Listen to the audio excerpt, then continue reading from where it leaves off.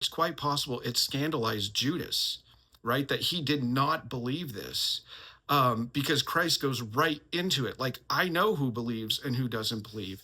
So then when we get over to John 13, so this is 13 verses 16. All right. So this is the kind of Holy Thursday going into Good Friday, as they're in the upper room. And Jesus says, "Truly, truly, I say to you, a servant is not greater than his master, nor is he who sent greater than he who sent him.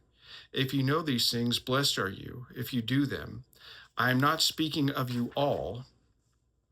I know whom I have chosen. It is in the scripture, it is that the scripture may be fulfilled. He who ate my bread has lifted his heel against me. I tell you now, before it takes place, that when it does take place, you may believe that I am he. Truly, truly, I say to you, he who receives anyone whom I send receives me, and he who receives me receives him who sent me." When Jesus had thus spoken, he was troubled in the spirit and testified, "Truly, truly, I say to you, one of you will betray me." The disciples looked at one another, uncertain of whom he spoke. One of his disciples, whom Jesus loved, was lying close to the breast of Jesus. So Simon Peter beckoned to him and said, "Tell us who it is of whom he speaks." So lying thus close to the breast of Jesus, he said to him, "Lord, who is it?" Jesus answered, "It is he whom I shall give this morsel when I have dipped it."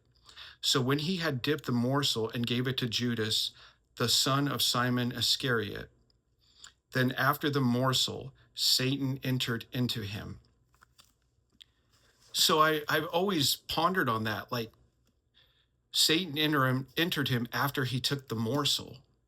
So was this almost saying that Judas ate and drank his own condemnation by receiving Christ in an unworthy way because he didn't believe in the true presence of Christ in the Eucharist? This is a culture that the Jewish people were a culture that drinking blood, streng verboten.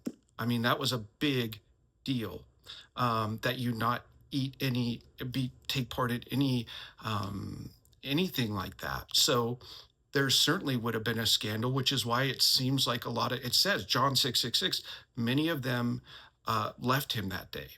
So it seems to me that there's a strong correlation that can be made between Judas not accepting the true presence and a betrayal.